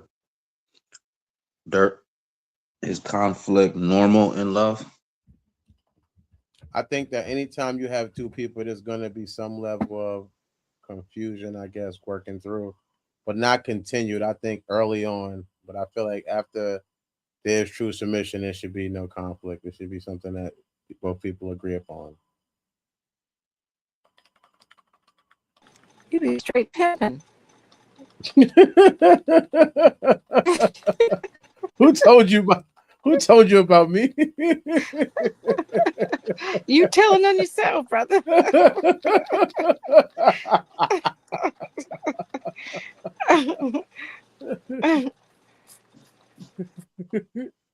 Is conflict normal in love? Of course it is. People are always not going to be on the same accord. And disagreements, like you said, is inevitable. It's going to happen. I wanna talk about something else. Go ahead, Bill. When you're with somebody for an extensive amount of time, you will have what do they call it? Growing pains. Hmm. So that's where the seems like being conflictual all the time. That's why it's tricky. That's why I said if you're having conflicts about the same thing all the time, then that is the issue. But as you grow with this person within your relationship, what was all right when y'all were 5 years together might be different when y'all are 10 years together and kids are getting older and all of these new aspects are coming in. You feel Hmm. me? And then when at 10 years might not be good at 15 and then so on and so forth. So you have to come to a head to have a conversation as an adult. You feel me? And as human beings, we're all some way, shape, form stuck in our ways. You understand what I'm saying? Respectfully. So a lot of morals and shit. As long as the compromise, as long as that's another thing. As long as you are not the one always having to do the compromising, compromise is beautiful. You feel me? Especially when you could hold the cards in your hand and go, it was an issue when I was doing this and I fell back. Now it's your turn to do something in return for me. You feel me? This is what I Hmm. feel is necessary. This is what I feel is right, especially when I have the proper history and information to back up what I am doing. So, but again, until you don't really get into that point until it becomes a conflict because you have two people living their lives separately but together. And the moment it starts hindering the household, that's when these conflictual conversations start to happen. And people start putting their heart on the table to have these conversations. And only after that do you start to build. And you feel me? So conflict is normal, but having conflict on a norm is not. That's not normality. Yeah, I agree with that. Conflict is normal. Is conflict resolution is what you want. If All the you're time. always having conflict, that is the stagnant part of your relationship. The resolutions are the band-aids that you're putting on as these pains. You feel me? You're growing. That means you're growing together. You feel me? Getting to these points and like you're saying, addressing things that need to be addressed because if it lingers on, this is the unhealthy part of where people don't like to touch. It gets uncomfortable for them. And understanding love is uncomfortable, relationships are uncomfortable. They are built for the strong. If you sit down with older people or sit down with people who have been together for some time, you feel me? You understand for what it takes to them to get to that point. A lot of people are not built for. So resolutions is the healthy part of the conflict. You feel me? Seek, no, I wouldn't say therapy, but seek other couples. You're probably not the first or the only people that's going through it or have went through it. There's other people just like you. You feel me? Reach out, tap in with some people, get another some opinions to see to make sure y'all to see what resolution y'all could come to and make sure it could be the right one because y'all could pick one that could lead to more conflict, thinking that y'all picking a resolution.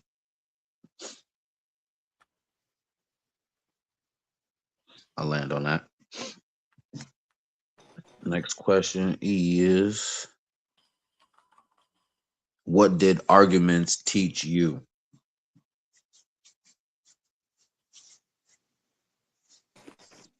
I think they're exhausting. And they can be hurtful. That's what they can be. Sometimes they hurt. The pain is like internal because words go within. It hit your heart, your gut. You're like, oh, you know. So arguments have taught me they're exhausting, and I agree with saying if it's constant conflict and arguing is draining and it's not healthy. But what I'm learning, because I tend to be a person who always tries to keep peace, but I realize sometimes you have to have an argument. Sometimes you have to be real with how you're feeling and not be afraid. Sometimes when you speak your mind or you have to speak up for yourself, it may be an argument. But long as there is leading towards a resolution or finding some type of mutual respect for one another. So sometimes the argument is about sticking up for yourself, and that's I land up playing with that. Respectfully.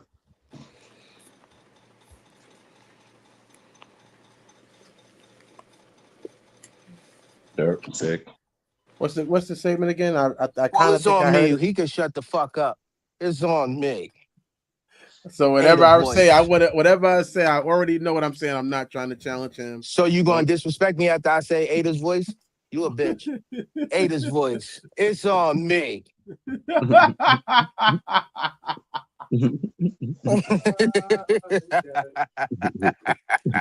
Now that's my nigga.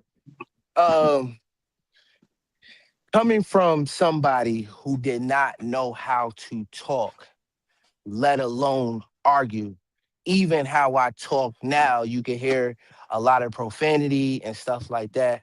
When somebody said something to me that I didn't like or I objected, instead of learning how to articulate my point so that it went over, I just punch you in your fucking mouth. So arguing taught me how to talk. You feel me? How to make it make sense. Cause a lot of time from the time that I was in younger, because all the way up until seventh grade, I was in high honors classes, all the way up until seventh grade, only because I take tests and I did homework well. But when it came to like talking and stuff like that, I really didn't know how to talk, how to get my point across to make it understood. So when I got clean and then I started having arguments with several different people, mostly with dirt, and it taught me how to get my point across using facts. And then I started reading a lot too as well. But just the back and forth. And then when I got clean and I started noticing, it wasn't that what I was saying was incorrect. What I was saying was they didn't understand where I was coming from because I didn't break it down enough or walk through enough baby steps. You understand what I'm saying? So arguing taught me how to do that under pressure. And arguing also taught me that submission or compromise doesn't make me a bitch. You feel me? It makes me man enough to know where I'm flawed at and areas where I need to do work at. And I took that into consideration. Listen, you feel me? Every change that I made within my character or in my personal life, don't get it twisted. I rebelled because I am God's perfected character. So you can never say something is wrong with me. I'm going to fight against everything that I believe in. But once I sit down and I reprocess it, I'm like, maybe I can work in that area for the betterment of us or this or whatever the situation is. You understand what I'm telling you? And then I took that same attitude that I would use in that situation and I would use it in other situations. You understand what I'm saying? To the point, somebody who didn't know how to talk or articulate certain things 10 years ago, I have people coming up to me now saying, yo, the way you put that John, the way you broke that John down, it made it so easy for me to understand. You feel what I'm saying? So that's what arguing taught me how to do, how to talk. And believe it or not, how to listen instead of just being angry because somebody said that you did something wrong. Tell me what I did wrong. Tell me where I went wrong at. Tell me the part where you felt like I started slipping. And then I had to pay attention and listen about instead of automatically just jumping. Half of the times you don't even know what you are fighting for because you're not even listening. You just shut the fuck down. Yo, you shouldn't be out here fucking with condoms. Don't tell me I can't fuck with condoms. If I want to catch AIDS, I catch AIDS. That's it. I'm outside. You sound like an idiot because you don't even know what point you are arguing. You just feel like somebody is poking at you instead of listening and hearing exactly what's going on and going, you know what? Maybe I do have an issue there. So if arguing taught me anything, it taught me how to talk and it taught me how to listen and when I should talk and when I should listen. And I land with that. Respectfully. Dirt. What did arguments teach you? That some people don't know how to communicate without it having to be a conflict. There's a lot of ways to express yourself. It doesn't have to be through an argument. Also, it taught me that people rather state the issue than actually state the solution to the issue. They are more complacent in that right there. And what that means is ability. It also taught me that people love to attack more than they are comfortable in that. It's a comfortability in attacking because now it takes the weight off of them because it's all on you. It's your fault. If you have an issue with somebody, you can address that issue through a conversation. You can also, address. Are you addressing that issue just to point it out and talk bad about that person? Or are you addressing that issue because you have a solution that you want to try to maybe present it with? Or that you're hoping that they can present a solution to it? Like, what's the reasoning behind you even wanting to have this conversation? So it also taught me that people, especially, I guess, women, it seems like, love to have pointless conversations because the point of a conversation you would think would be to get to a solution if we having a disagreement. But no, it's just so I could just tell you what's wrong. It's like I guess the example that he used of you saying that you out here sleeping with girls with no condom. All right, so what's the solution? Are we gonna just go give me some condoms, or the solution is that you think I should never sleep with women at all? Which one is it? So I feel like those things is to me is like those are the things that I've learned from it, that there is no, it doesn't help me grow. If anything, it helps me recede. It helps me push away from the person and continue and make me viewing this person as an enemy. And to me, I think that it taught me that some people don't know the difference between their enemies and their partners. You shouldn't have to argue with your partner. There's nothing wrong with having a disagreement. That's easy, but you should be able to come to a conclusion because you're having a conversation that can be structured, hopefully, that can help each other, get to some type of thing. But that's what I've learned. That Okay. I just can I say something to Dirt right quick, real quick? Yeah, Bill. Boom. A lot of times we call it an argument because one person strongly agrees and the other person disagrees, right? Now we just said what man's strong points are and what makes him smarter than a woman, correct? So as a man, I feel like on me, there is, if somebody's telling you, yo, I feel like this is wrong, as a man, you should step back. You feel me? Hear both points, argue your point, or whatever the case may be, and then you start throwing out some solutions, and then see if it is just somebody wanting to be mad for no reason. If every solution you come with, then yes, that is something that they choose to be mad about. And I have had situations like that when people just want to hold on to the negative. But as a man and as a leader, these are things that we should be doing. Like, yo, boom, I heard your complaints. These are the solutions that I have came up with. One, when I compromise. Two, when you compromise. And three, when we both compromise. Which one do you choose? If they go, fuck that, I don't want to do none of that shit, then that person just wants to live into the negative arena. But as a man, you have to know the strengths and weaknesses of everybody around you, including yourself. And you also have to know what areas you personally need help on and what areas they need to personally need help on. And that's how you create a perfect dynamic within your circumference. Respectfully. That's just my opinion. I don't like, you have people who are just automatically negative no matter what the fuck is going on. But sometimes, as a man, it is up to you to come up with the best conflict resolution in store. If you are breaking down and saying, I don't have a problem with it, you the one that have a problem with it. So what's the solution? Then you're being a dickhead. Don't talk to me until you got a fucking solution, but then you say you're the leader. Are I'd you rather gonna be a lead or dick. not? I'd rather be a dickhead than a dick swallower. Kanye. Okay. Well, power to you, brother. Power to you.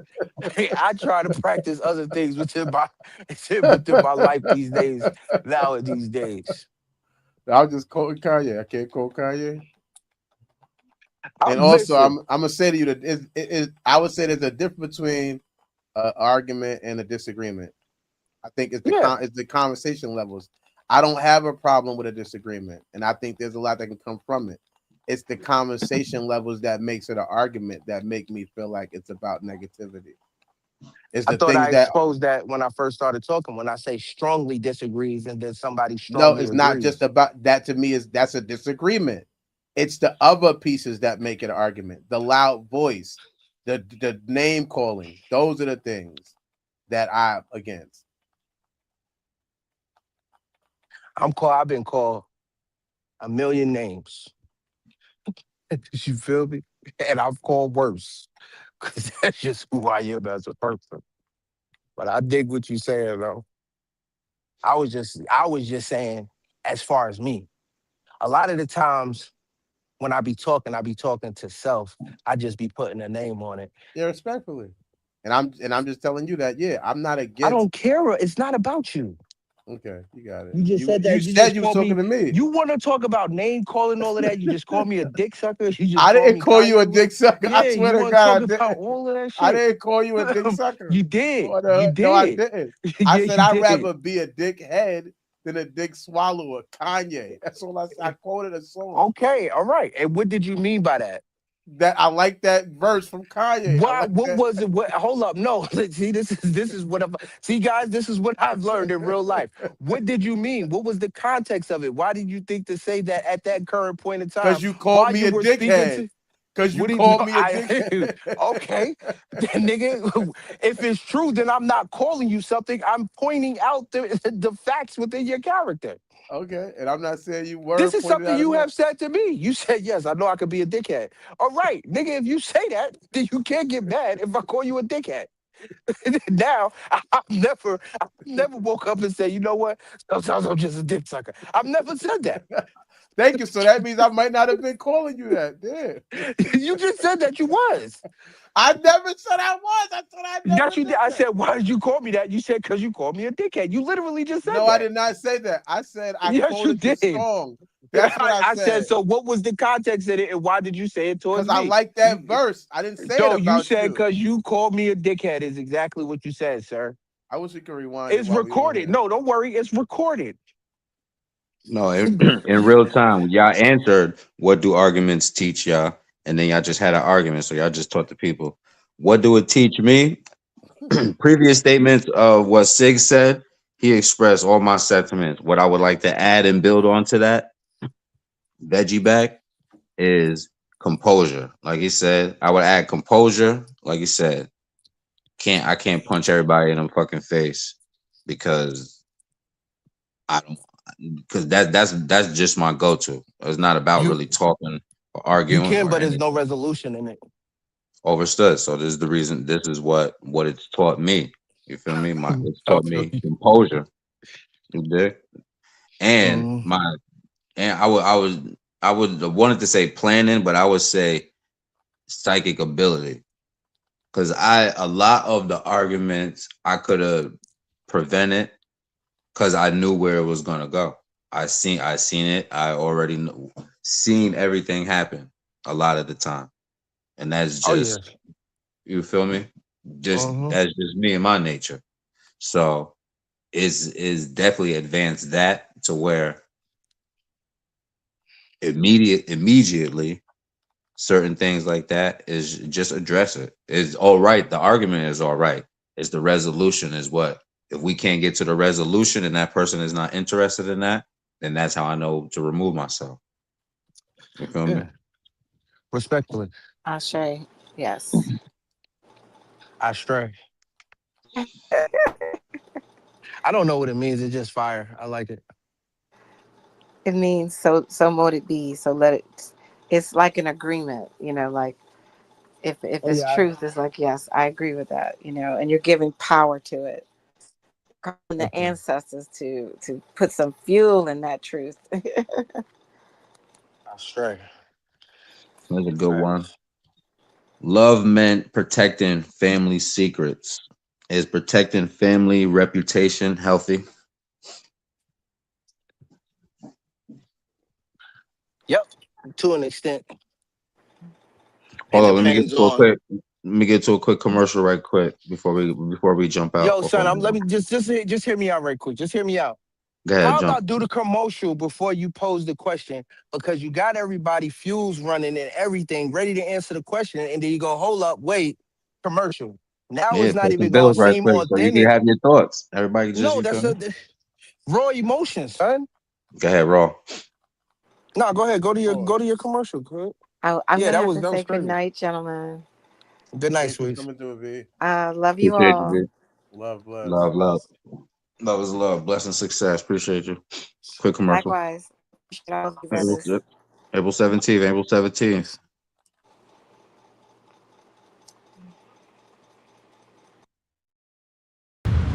I'm 34 and a half. I'm your favorite cousin from my auntie uncle you know you had. And I am here for AJZ and I am here for Hood Service Announcement. But the reason I want to talk to this man right now is April 17th. At the spot that's 3325 Keithshire Way in Lexington, Kentucky. Comedy will be going down. In the words of my cousin, oh my God. Did I do it right? It's oh my God. You know what I mean? That's how you do it. But anyway you say it, any variation, man, it's still all the same, man. You know what I'm saying? Yeah, man. Listen, it's going down at the spot, man. Me, 34 and a half, man. We doing our thing. You know what I'm saying? Come see these jokes. We telling jokes at a high level, man. If you want to come out and laugh, you want to get some QT points with your girl, you know what I'm saying? You can do two things at once, man. So I expect to see you there, man, if you want to see a high quality show, you dig? And I'm gonna tell you this right here. I just watched this man's special about like maybe whenever it released, maybe like a month ago, was it? Hilarious. I'm a hater. No, I'm a hater. I'm gonna be honest. I'm a hater. Yeah. So, especially when I watch, it's like watching porn when you fuck good.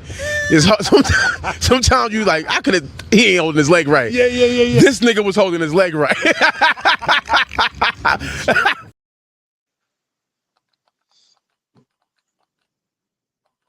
That nigga don't give a fuck. April 17th, you already tap in. Yeah, tomorrow night at 8 o'clock, me and Larry Starks, that guy right there, he's famous for the oh my God thing that you probably heard a million places.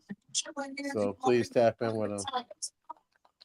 We already got like 20 tickets there, so make sure you get there early so you can have your seat. I'll probably get there around like 7:40.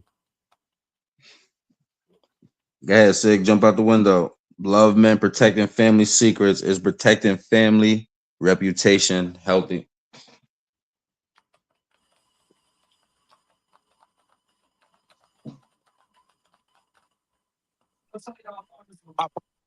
Loud as hell. I ain't want to unmute.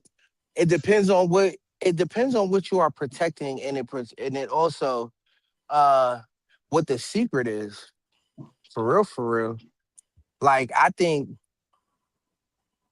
a lot of us grew up on protecting secrets, and that's really some of the cause to the generational curses that we go through.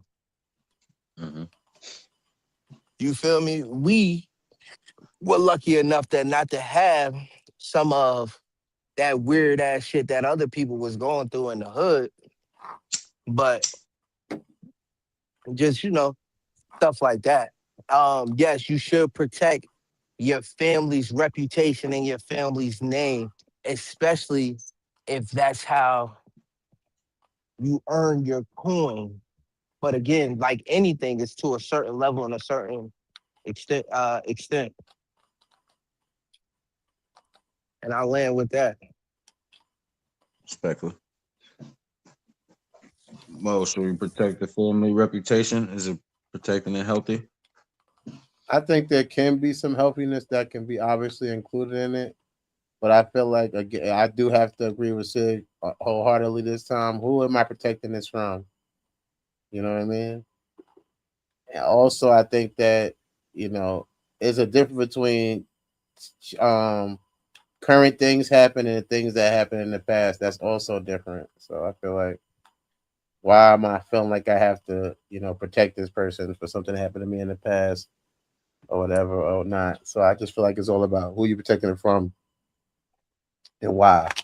That'd be very relevant. Type shit. Should parents sacrifice everything? As your brothers being parents? Hell no. Hell no. That sounds fucking ridiculous. It had to be a nigga without no kids to say some shit like that. No, hell no. First of all, what I'm sacrificing for is different than like kids don't even do enough for you to sacrifice everything. I cannot sacrifice my peace because I done choke one of you little motherfuckers out in here. So I have to take peaceful days. I have to take 2 to 3 hours to get right back on track. These are things that I have to do, not for y'all. You understand what I'm telling you?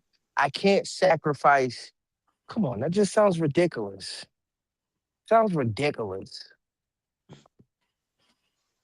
Shit almost Dirt. made me mad.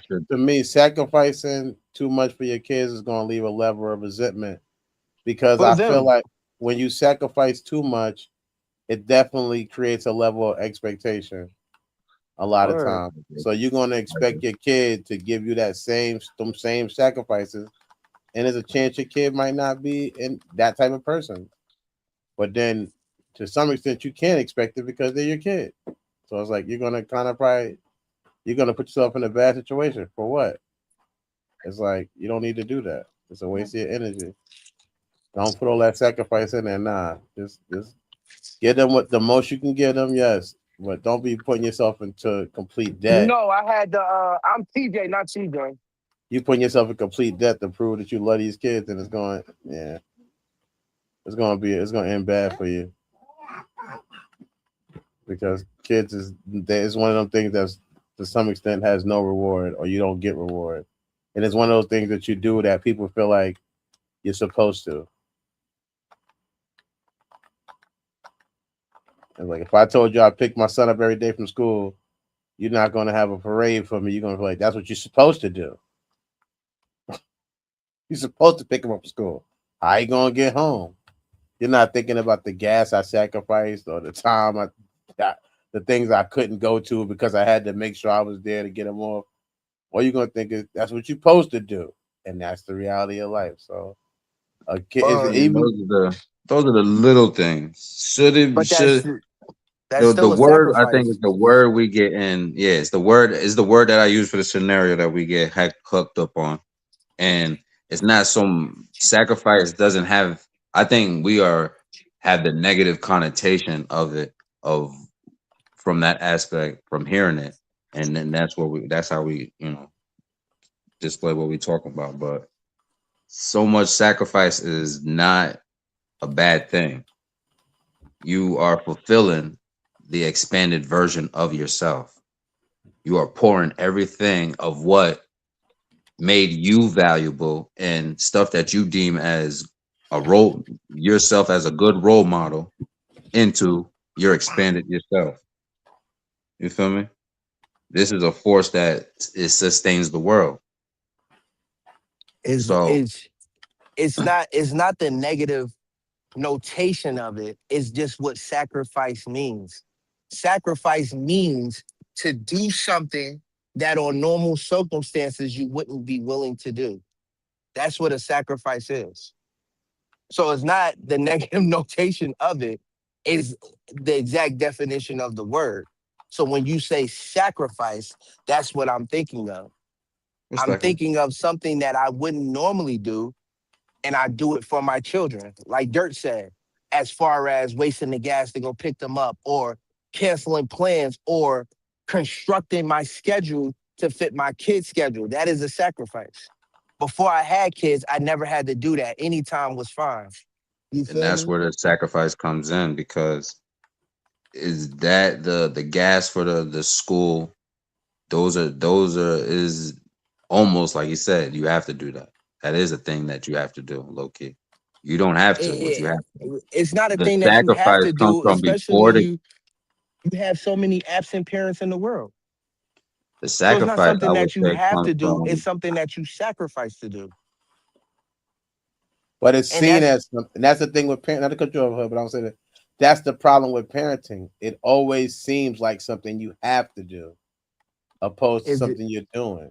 and it's not. You could put the motherfuckers in foster care. And then as a child, that is a childlike thing to think that you have to do it. Actually, I do not. You understand what I'm telling you? I could go drop you off at foster care right now, and all I have to tell them is I'm feeling homicidal and I don't know who that could reflect on. Thank you. Appreciate you. Rob, yeah, I don't have to do it. I am sacrificing for you. I am well, sacrificing for your greater good.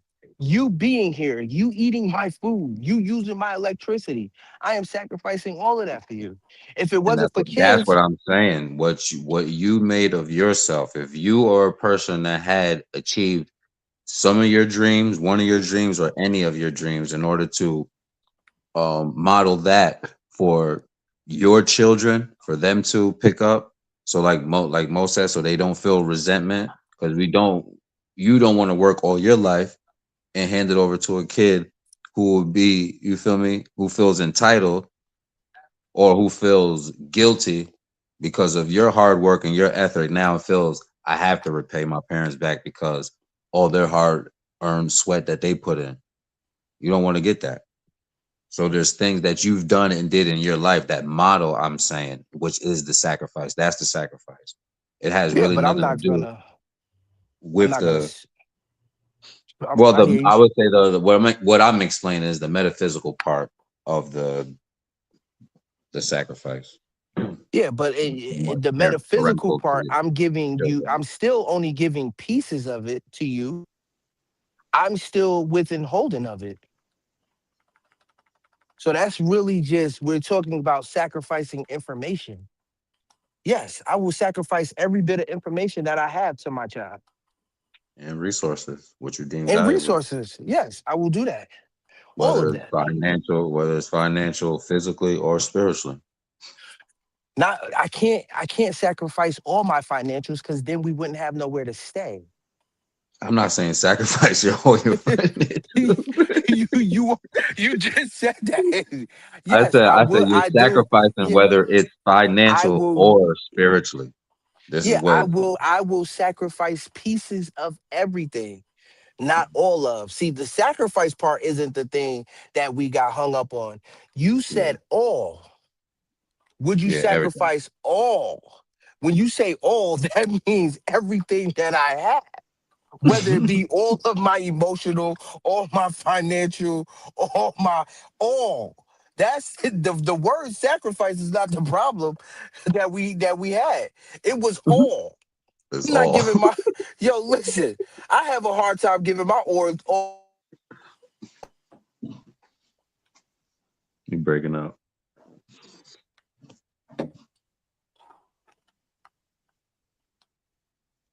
Connected to the web. Okay. Let's go to the last one then. Love meant unconditional support. Does unconditional truly exist? No. Does unconditional love truly exist? Yes. And why? I felt it. I got it demonstrated on me. My sponsor, like people, he would always tell me I was good, that he loved me, and that showed me that. And yeah, it does exist. I believe it. Respectfully. Sig, you heard the question. Does unconditional truly love? Does unconditional love truly exist?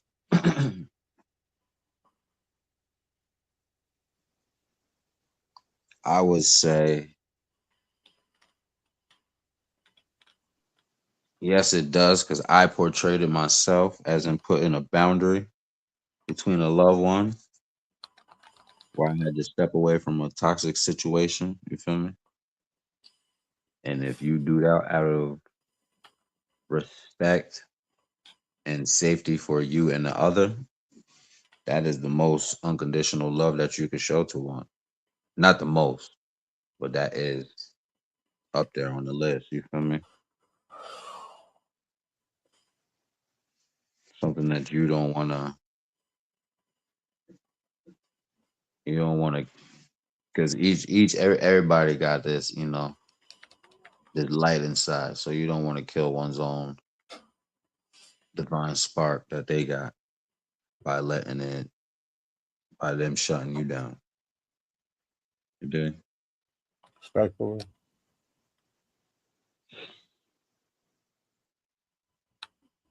Oh, shit, man. Want to do one more commercial? Get this thing. We got two people looking. Maybe they might be out there somewhere close. I'll do his last commercial and then I'll meet you backstage. You hear me? Respectfully. April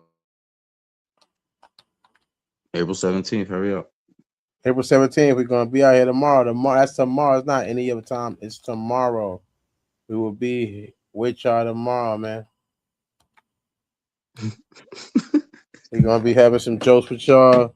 Me, Larry Starks, Tyler Bryant. I'm basically the head. I'm the feature because Larry Starks the headliner, and there's another guy before me. I forget what his name is, but I got 15 to 20 minutes worth of jokes for you guys. So tap in and get ready to laugh. Get ready to get your laugh on. Yes, It's sir. gonna be fun, and we're gonna do it live too. So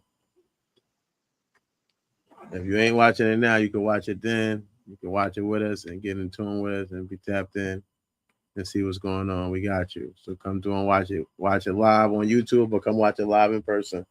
Either way, it's going to be a great show. We got you guys. We happy about that. I'm 34 and a half. I'm your favorite cousin from my auntie uncle you know you had. And I am here for AJ's and I am here for hood service announcement. But the reason I want to talk to this man right now is April 17th. At the spot that's 3325 Keith Shire Way in Lexington, Kentucky.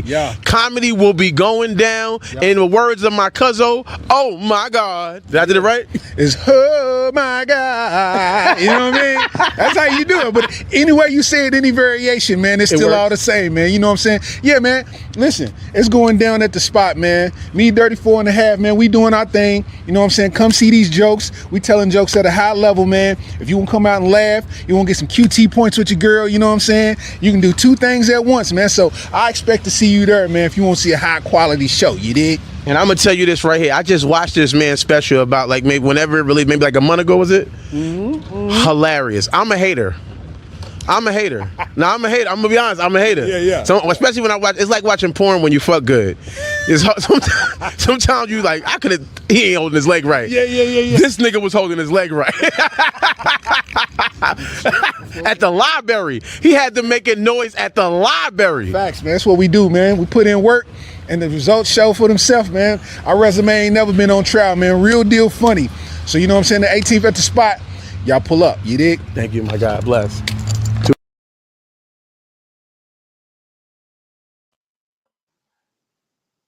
Like that. Supposed to kick something out.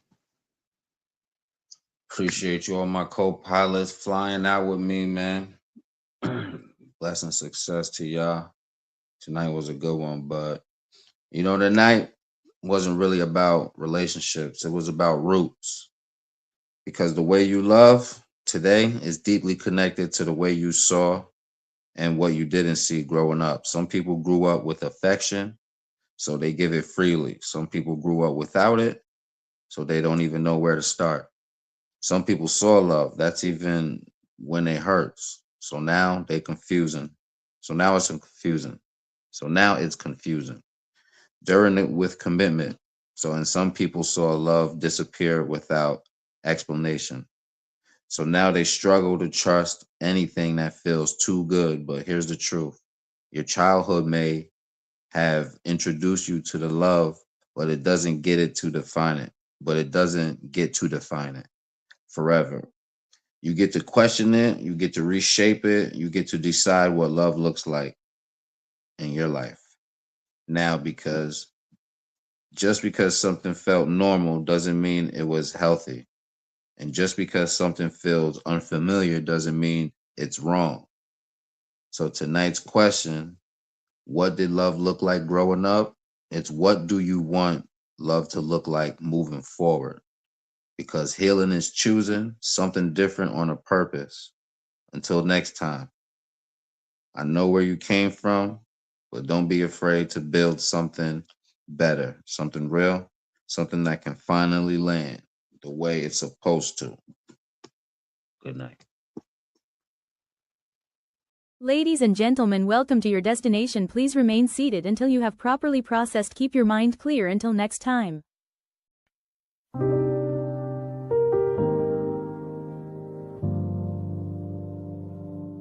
Land your plane, land your plane, land your plane.